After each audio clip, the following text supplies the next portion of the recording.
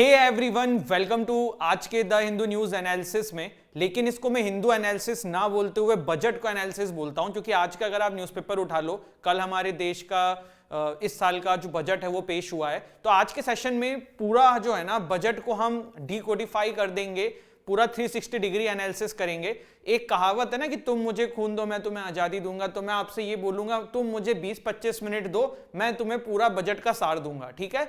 लेकिन इसमें दो चीजें हैं, बहुत सारी टर्म्स यहां पे यूज होंगी जिसको हमने पहले भी कवर किया हुआ है, जिसको आप फ्यूचर में भी कवर करेंगे। तो जिन चीजों को मैं एज ए होमवर्क आपको बोलूं, तो जब आप बजट का नोट्स बना रहे हो उसको वहां पे डिटेल में कर लीजिएगा, ठीक है।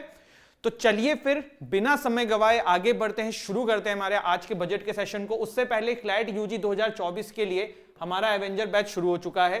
क्लैट यूजी 2025 के लिए हमारा विजेता बैच शुरू हो चुका है और एनएलसेट के लिए हमारा ब्रह्मास्त्र बैच चल रहा है।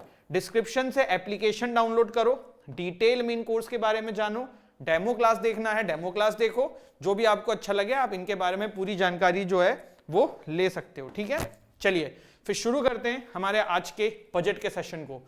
देखिए, इकोनॉमिक सर्वे आपको पता है बजट से एक दिन पहले आता है, और इंडियाज फर्स्ट सिटीजन आपको पता है प्रेसिडेंट। तो बजट से पहले जो है हमारी जो फाइनेंस मिनिस्टर है निर्मला सीतारमन जी, वो उनसे मिली थी, और वो फर्स्ट सिटीजन जो है प्रेसिडेंट, उनसे हमेशा सबसे पहले मुलाकात करी जाती है। आपको ये पता है कि लास्ट ईयर ये चेंज हो गया था, लास्ट ईयर नहीं काफी पहले ये चेंज हो गया था। बही खाता पहले यहाँ पे जो है एक सूटकेस पकड़ा जाता था। क्यों ऐसा किया जाता था हमें पता है कि ब्रिटिशर्स के समय से बजट को जो है फॉलो किया जा रहा है, वहां से बजट पूरे साल का आता था। तो ब्रिटिशर्स जो है सूटकेस यूज करते थे, लेकिन फिर हमारी सरकार ने इसको चेंज कर दिया था। अब बजट को अगर मैं पहले समराइज करूं कि क्या क्या चीजें इसमें जो हैं वो देखनी है। सबसे पहले देखिए, फिस्कल पॉलिसी को इंप्लीमेंट करने के लिए बजट आता है। एक बात आपको पता होगी कि हमारे कॉन्स्टिट्यूशन में ना बजट टर्म कहीं भी डिफाइन नहीं है। अगर जिंदगी में कहीं भी कभी क्वेश्चन आ जाए कि कहां पे बजट लिखा हुआ है, तो बजट करके कोई टर्म ही नहीं है। ये बात ध्यान रखिएगा। बजट क्या है? फिस्कल पॉलिसी को इंप्लीमेंट करने का जो मेथड है उसको हम बजट बोलते हैं। हमारे कॉन्स्टिट्यूशन में हमें मिलता है क्या, आर्टिकल 112 है आई थिंक, है ना। एक बार आप इसको देख लेना, इसको फाइनेंशियल स्टेटमेंट या ऐसे करके कुछ मिलता है हमारे कॉन्स्टिट्यूशन के आर्टिकल 112 में, ठीक है। ये चीज आप लोग होमवर्क में जब नोट्स बनाएं ये कंफर्म कर लेना कि जो फाइनेंशियल स्टेटमेंट है या कौन सी टर्म है वो 112 आर्टिकल है उसके अंदर मिलता है, ठीक है। चलिए अब इन पे हम आएंगे, पहले बेसिक से एक एक चीजें स्टार्ट करते हैं। देखो, फाइनेंस मिनिस्ट्री जो है आपको पता है बजट लाती है, लेकिन फाइनेंस मिनिस्ट्री के अंदर भी अपने छोटे छोटे डिपार्टमेंट हैं, जैसे कि department of expenditure, department of economic affair, department of financial service, department of revenue, department of investment and public asset management, department of public enterprises. इसमें बजट के लिए रिस्पॉन्सिबल जो है ना वो डिपार्टमेंट ऑफ इकोनॉमिक अफेयर्स होता है। ये क्वेश्चन अगर आ जाए तो गलत नहीं करना है, मैंने आपको बता दिया है, ठीक है।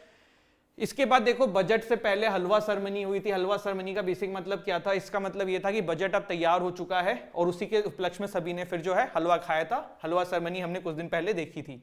अब इस बार जो बजट है उसको हम क्या बोलते हैं? First budget in Amritkaal. हमारी सरकार ने इसको बोला है फर्स्ट बजट इन अमृतकाल। अमृतकाल का बेसिकली क्या मतलब है? इंडिया एट द रेट 100, मतलब 2047 तक हमें चलना जो टारगेट है उसकी हम यहाँ पे बात कर रहे हैं। तो अमृतकाल क्यों बोला है? फर्स्ट बजट इन अमृतकाल, ठीक है। इसके बाद पहले देखिए हमारी गवर्नमेंट जो है वो बात करती थी सबका साथ सबका विकास, अब हो चुका है सबका साथ सबका विकास, सबका विश्वास एंड सबका प्रयास। ये मैं आपको क्यों बोल रहा हूं? क्योंकि बजट का एक मेन जो गवर्नमेंट का मोटो रहा है ना कि हम जो है इंक्लूसिव इंडिया बनाएंगे। इंक्लूसिव इंडिया का मतलब क्या है? सबका साथ लेके हम आगे बढ़ेंगे, गरीब भी आगे बढ़ेगा, सब कोई आगे बढ़ेगा, किसी भी एक तबके को हम पीछे नहीं छोड़ेंगे, ठीक है। तो इंक्लूसिव इंडिया की बात हो रही है, सबका साथ सबका विकास, सबका विश्वास, सबका प्रयास। हमारी सरकार ने बोला है कि India as a bright star की तरह उभर रहा है। ऐसा क्यों बोला है? देखो, विश्व में इकोनॉमी बहुत खराब चल रही है, लेकिन इंडिया जो है 7%, 6.8%, 6.6%, इस तरीके का प्रेडिक्शन हर कोई कर रहा है कि हमारी ग्रोथ रहने वाली है। तो इसीलिए बोल रहे हैं कि इंडिया जो है ना एज ए ब्राइट स्टार की तरह सामने आएगा। ग्रोथ फॉर करेंट एस्टिमेटेड ये रहा, ठीक है। जन भागीदारी, ठीक है, जनता की भागीदारी की बात हो रही है। अब कुछ अचीवमेंट जो हमारी सरकार ने बताया है सिंस 2014, तो सबसे पहले देखिए 11.7 करोड़ हाउस होल्ड टॉयलेट हमने बनाए हैं अंदर स्वच्छ भारत मिशन, ठीक है। 9.6 करोड़ एलपीजी कनेक्शन जो है वो उज्ज्वला योजना के अंदर है। ये आपको डिटेल में लिख लेना है कहीं पे उज्ज्वला योजना क्या है। वैसे तो हमने बहुत बार डिस्कस किया हुआ है न्यूज़पेपर सेशंस के अंदर, जो गैस वितरण करने की सरकार की जो स्कीम थी, लेकिन जब भी ये नोट्स डालो तो उज्ज्वला योजना के बारे में लिख लेना। 220 करोड़ कोविड वैक्सीनेशन करी है सरकार ने। 47 करोड़ बैंक अकाउंट्स खोले हैं अंडर पीएम जन धन योजना, इसके बारे में भी थोड़ा नोट कर लेना। 44.6 करोड़ पर्सन कवर्ड किए गए हैं अंडर पीएम सुरक्षा बीमा एंड पीएम जीवन Jyoti Yojana. 2.2 lakh crore cash transfer to over 11.4 farmers under PM Kisan Samman निधि। ये क्या है? 6,000 रुपए मिलते हैं 3 किस्तों में, 2-2-2, ठीक है, किसानों को। तो सरकार ने जो है अपनी अचीवमेंट्स बताई है कि उन्होंने अभी क्या अचीवमेंट्स करी है फ्रॉम सिंस 2014, ठीक है। चलिए आगे बढ़ते हैं। इसके बाद देखिए बजट से पेश करते समय ना निर्मला सीतारमण जी ने G20 की भी बात करी है, क्योंकि देखिए इस बार इंडिया के पास G20 की प्रेसिडेंसी है और हमने इसका मोटो दिया है क्या? Vasudhaiva Kutumbakam, one earth one family one future. तो इसके बारे में भी बात करी गई थी कि इस बार जो है G20 का मौका मिला है इंडिया को प्रेसिडेंसी करने का, तो काफी इंपॉर्टेंट रोल रहने वाला है इंडिया के लिए, ठीक है। अब थोड़ा सा ना अब इनकम टैक्स वाली बात कर लेते हैं। आप लोग सबसे ज्यादा इसी के बारे में जानना चाहते हैं कि सर क्या हो गया, इसमें क्या चेंज हुआ है। तो देखो पहले क्या होता था कि अगर आपकी 5 लाख तक की सैलरी, 5 लाख तक आप साल में कमा रहे हो, तो आप जब टैक्स फाइल करते थे तो आपको रिबेट मिलता था। रिबेट क्या होता है? सरकार जब है आईटीआर फाइल करने के बाद कुछ पैसा जो भी होता है आपको वापस भेज देती है। अब ये 5 लाख से बढ़ाकर इसको कर दिया गया है 7 लाख, ठीक है। और एग्जेम्पशन लिमिट भी इंक्रीज कर दी गई है। देखो स्लैब बनाए गए हैं ना टैक्स के, तो 0 से 3 लाख अगर आप सालाना कर रहे हो तो नील है, 3 से 6 में 5% है, 6 से 9 में 10% है, 9 से 12 में 15% है, 12 से 15 में 20% है, और 15 अबव जो है ना 30% है। पहले ये क्या हो गया था? 30% ना 12 लाख अबव था, अब ये 15 कर दिया गया। ये एक अच्छी चीज यहाँ पे करी गई है, ठीक है। चलिए इसके बाद हाँ, यहाँ पे ना LTCG अनचेंज्ड है। LTCG अनचेंज्ड का क्या मतलब है? देखो लॉन्ग टर्म कैपिटल गेन्स, अगर आप में से किसी को शेयर मार्केट की नॉलेज होगी ना तो इस टर्म को समझता होगा। बेसिकली लोग जो शेयर को 12 महीने से ज्यादा होल्ड करके रखते हैं ना, उनको बोलते हैं लॉन्ग टर्म कैपिटल गेन्स, कि भैया शेयर को लंबा होल्ड किया है अभी बाद में बेचेंगे। तो कल आपको देखने में आया होगा कि जैसे ही बजट में ये घोषणा हुई ना कि LTCG जो है वो अनचेंज्ड है, तो मार्केट जो है शेयर मार्केट सेंसेक्स निफ्टी ऊपर हो गया था, बाद में वापस पहले जैसा हो गया, लेकिन उस समय ऊपर हो गया था क्योंकि ये उम्मीद लगाई जा रही थी कि इस पे ना ज्यादा टैक्स लेने लग जाएगी सरकार, लेकिन ये अनचेंज रखा। सिंपल सी बात है ना, मतलब शेयर मार्केट की वैल्यू जो है अगर टैक्स लगता तो लोगों को कम प्रॉफिट होता तो वैल्यू गिर जाती। अनचेंज्ड है तो मतलब लोग खुश हुए थे, तो वही इस चक्कर में आपका जो शेयर मार्केट था कल वो बढ़ गया था, लेकिन शाम तक वापस वैसे हो गया। अब हमारी सरकार ने ये बताया है कि रुपी जो है, 1 रुपया जो है आपके पास आता है वो कैसे आता है, तो 15% उसमें से इनकम टैक्स होता है, ठीक है। 34% सरकार उधार लेती है, non tax receipt 6%, non debt capital receipt 2%, custom से 4%, जीएसटी से 17%, कॉर्पोरेशन टैक्स से 15%, यूनियन एक्साइज ड्यूटी से 7%, ठीक है। देखो बजट में ना आपको हर चीज याद रखने की जरूरत नहीं, लेकिन पता होना चाहिए, ठीक है। दूसरी चीज याद क्या करना है, जो भी स्कीम्स आ रही हैं या फिर जो भी टारगेट्स लिए जा रहे हैं उन पे काफी क्वेश्चन बन जाता है, ठीक है। अब 1 रुपया सरकार लेती कहां से थी वो देखा, अब 1 रुपया जाता कहां कहां है। तो पहले तो देखो जो सरकार लोन उठाती है उसका इंटरेस्ट पेमेंट रहता है 20%, सरकार जो सेंट्रली स्पॉन्सर्ड स्कीम्स देती है उसका 9% रहता है, सब्सिडीज में 7% जाता है, डिफेंस में 8% चला जाता है, सेंटर सेक्टर स्कीम में 17%, finance commission and other transfer 9%, state share of tax and duties 18%, other expenditure 8%, pension देने में 4% जाता है। इसके बाद बजट में ना 7 प्रायोरिटीज की बात करी गई थी, ठीक है। ये पता होनी चाहिए आपको, एक प्रायोरिटीज पता होनी चाहिए। Inclusive development, reaching last mile, detail में भी आएंगे इन पे, infrastructure and investment, unleashing potential, green growth, youth power, financial sector. Youth power मतलब युवाओं पे ध्यान देना, ग्रीन मतलब एनवायरनमेंट पे ध्यान देना। इस बार इकोनॉमिक सर्वे में एक पूरा चैप्टर ही था एनवायरनमेंट के ऊपर, ठीक है। अनलीशिंग पोटेंशियल हो गया, इंफ्रास्ट्रक्चर इन्वेस्टमेंट हो गया, रीचिंग लास्ट माइल हो गया, इंक्लूसिव डेवलपमेंट मैंने आपको आगे बता ही दिया है। अब अमृत काल के अंदर देखो कहा गया है कि पहला बजट है ना, तो अमृत काल के अंदर सरकार ने एक टर्म दी है सप्तऋषि, 7 प्रायोरिटीज। ये 7 प्रायोरिटीज क्या है गाइस? सबसे पहली है reaching the last mile, youth power, financial sector, green growth, unleashing the potential, infrastructure and investment, inclusive development. ये आपको फिंगर टिप्स पे होने चाहिए।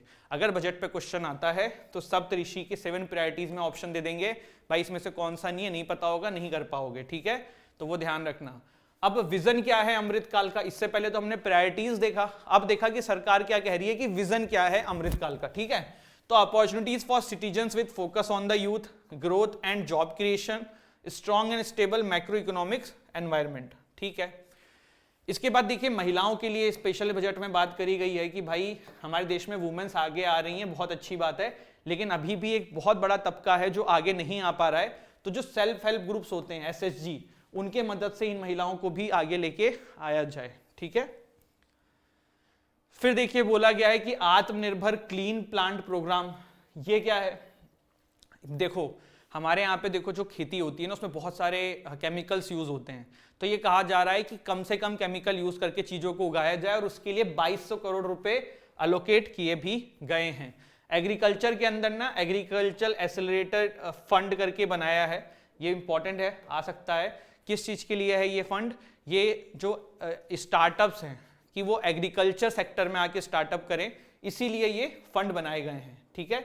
कंप्यूटराइजेशन ऑफ पैक्स करने की बात करी है। कंप्यूटराइजेशन ऑफ पैक्स क्या है? पैक्स देखो वो होते हैं जो किसानों को लोन देते हैं, जो छोटे छोटे आपके बैंक होते हैं, तो उसमें कंप्यूटराइज करो, पूरा डेटा कंप्यूटराइज रहना चाहिए। स्टोरेज कैपेसिटी बढ़ाने को कही है, जैसे किसान जो फसल उगा रहे हैं उसको स्टोरेज कैपेसिटी बढ़े, जिससे कि वो फ्यूचर में बेच सकें और ज़्यादा पैसा मिल सके। देखो मैंने कल आपको बताया था कि ये जो साल है ये इंटरनेशनल ईयर ऑफ मिलेट्स है, जो कि इंडिया ने डिमांड किया था कि किया जाए। तो सरकार ने मिलेट्स पे ध्यान देते हुए Indian institute of millet research Hyderabad, Shri Anna करके, ये Indian institute of Shri Anna करके क्रिएट करने की बात करी जा रही है, जिसमें कि रिसर्च होगा, प्रैक्टिस होगा, टेक्नोलॉजी होगा, ग्लोबल लेवल पे मिलेट्स को ऊपर लाने की कोशिश करी जाएगी। श्री अन्ना से याद कर लेना।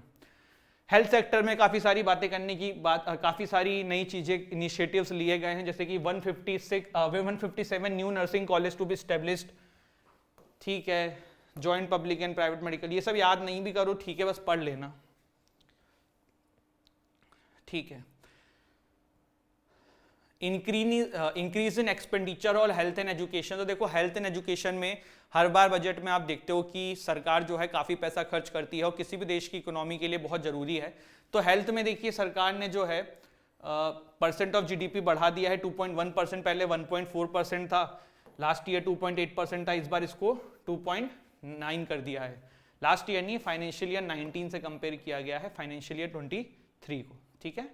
एजुकेशन एंड स्किलिंग में काफ़ी सारा पैसा खर्च करने की बात करी है, जैसे कि revamped teachers training via district institute of educational and training, national digital library बनाने की बात करी है, ये काफ़ी इंपॉर्टेंट है। नेशनल डिजिटल लाइब्रेरी क्यों बनाने की बात कर रही है सरकार? एक टर्म है लर्निंग लॉस। लर्निंग लॉस, देखो ये क्या है ना, जब कोविड आया था ना, तो सरकार का ये कहना है कि काफ़ी सारे बच्चों को घर पे रहने की वजह से काफ़ी लर्निंग लॉस हो गया, मतलब वो जो सीख सकते थे स्कूल जाके वो नहीं सीख पाए। तो उसको कवर करने के लिए ना डिजिटल लाइब्रेरी बनेगी, नेशनल डिजिटल लाइब्रेरी, जिसको हमारे देश के युवाओं को उससे काफ़ी सारा फायदा मिले और जो लर्निंग लॉस हुआ उसको वो कवर कर सकें। इसके अलावा 38,000 टीचर्स को नेक्स्ट 3 साल में रिक्रूट किया जाएगा। रीजनल लैंग्वेज को प्रमोट किया जाएगा स्कूल मैथोलॉजीज के अंदर, ठीक है। फिर क्या है ठीक है, the big tender accommodates all, इसमें देखिए काफी सारी स्कीम्स के बारे में लिखा हुआ है, जैसे कि 9 crore drinking water connections to rural houses, सरकार ने क्या क्या किया है, अपनी उपलब्धियां यहाँ पे डिस्कस करी हैं। Cash transfer of 2.2 lakh crore to over 11.4 crore farmers under PM Kisan, ये पीछे भी देखा है हमने। फिर यहाँ पे एक स्कीम का नाम लिखा हुआ है PMSBY, ठीक है, तो इस स्कीम के बारे में डिटेल में देख लेना। इतने करोड़ जो है जनधन बैंक अकाउंट बने हैं। फिर यहाँ पे वैक्सीनेशन की बात लिखी है, उज्ज्वला योजना की बात लिखी है। तो ये जो आ रहा है ना आपको उज्ज्वला योजना और ये सारी चीजें, ये अच्छे से कर लेना, ठीक है। स्कीम्स क्या हैं ये कर लेना। अब आज के सेशन में अगर मैं एक एक स्कीम बताने लग जाऊंगा तो फिर बजट से हमारा ध्यान भटक जाएगा। और ये स्कीम्स हम जब भी हिंदू या कुछ भी न्यूज़पेपर करते हैं तो समय समय पे आती हैं, तो हम डिस्कस भी करते हैं। जैसे कि पीएम किसान स्कीम क्या है, प्राइम मिनिस्टर किसान सम्मान निधि स्कीम जो है, 6,000 रुपये देने थे 2-2 हज़ार करके तीन इंस्टॉलमेंट में। तो ये सब हमने किया हुआ है। उड़ीसा की इसी तर्ज पे एक स्कीम है जिसका नाम है कालिया, कृषक assistant livelihood income admission scheme, ठीक है। तो ये सब करते रहते हैं, बाकी आप देखते भी रहा करो। थोड़ा सांस ले लूं भाई, बहुत हो रहा है, ठीक है। अब बात करते हैं reaching the last mile. Pradhan Mantri PVTG development mission to be launched, financial assistant to be given for sustainable micro irrigation in drought prone regions of Karnataka, more teachers to be recruited for 740 Eklavya residential school. और ठीक है, अब देखो ये है क्या reaching the last mile. इसका basically मतलब ये है कि हमारे देश में ना इंक्लूसिव डेवलपमेंट की बात कर रही है सरकार, कोई भी तबका पीछे न रह जाए। तो जो ट्राइबल कम्युनिटी है ना, उनके लिए स्पेसिफिक ध्यान देते हुए सरकार ने कहा है कि कोई भी ना बचे। तो पीवीटीजी का कॉन्सेप्ट होता है particularly vulnerable tribal groups. Last time मैंने चेक किया था 75 थे इसके अंदर, और सबसे ज्यादा पीवीटीजी के अंदर जो ट्राइब्स है ना वो they are from Orissa. Last time मैंने चेक्ड और अभी भी यही होगा। तो पीवीटीजी के अंदर जो है स्कीम के अंदर और फंड डालने की बात करी है, इसके अंदर और ट्राइब्स को रिकॉग्नाइज करने की बात करी है, और फिर उनके ऊपर काम करने की बात करी है जिससे कि उनका भी इंक्लूसिव ग्रोथ हो सके, ठीक है। 1,500 crore will be made available over next 3 years in PVTG tribes के अंदर, ठीक है। ठीक है, इसके बाद देखो ग्रीन ग्रोथ की बात है, तो पीएम प्रणम, इसकी फुल फॉर्म देख लेना, इंपॉर्टेंट है। इसके अंदर कहा गया है कि भाई प्रमोट किया जाएगा फर्टिलाइजर्स का अल्टरनेट, ठीक है। ग्रीन क्रेडिट प्रोग्राम, ये देख लेना क्या है। मिस्टी, इसके बारे में देख लेना। आउटर इनिशिएटिव, बाकी तो सब ऐसी चीजें लिखी हुई हैं। यहाँ पे गोवर्धन लिखा हुआ है, ये स्कीम देखना क्या है। ये सब पता है वैसे मुझे, लेकिन अभी मैं इसको बताना नहीं चाह रहा हूँ। आपका होमवर्क है ये सारा, ठीक है। ये होमवर्क है, ये होमवर्क है, ये होमवर्क है, ये होमवर्क है, ठीक। नहीं आएगा तो कभी जब न्यूज में आएंगी चीजें तो मैं कवर कर दूंगा। एनर्जी सेक्टर के लिए क्या कहा गया है, 35,000 crore for energy transition, capital investment for net zero objectives. आपको पता है कि 2070 आई थिंक टारगेट है जब नेट जीरो ऑब्जेक्टिव्स जाना है, तो उसके लिए पैसा लगाया गया है, ठीक है। नेशनल हाइड्रोजन मिशन के बारे में हमने काफी बार पढ़ा है। तो to reach hydrogen production capacity of 5 metric million tonne by 2030, तो इसके ऊपर सरकार ने कहा है कि हम फंड एलोकेट करेंगे। फिर देखिए जब हमने वो देखा था कि सरकार के गोल्स क्या हैं, तो उसमें यूथ के ऊपर काफी ज्यादा फोकस किया गया था। तो यूथ को काफी आगे बढ़ाने के लिए अमृत पीढ़ी करके एक शब्द यूज किया गया है, जिसमें coding, artificial intelligence, robotics, 3D printing, ये सब यूथ को पढ़ाने की बात करी जा रही है। टूरिज्म सेक्टर को आगे बढ़ाने की बात करी जा रही है। तो ये सरकार ने यूथ के ऊपर भी ध्यान देने की बात करी है। 30 स्किल इंडिया इंटरनेशनल सेंटर्स बनेंगे।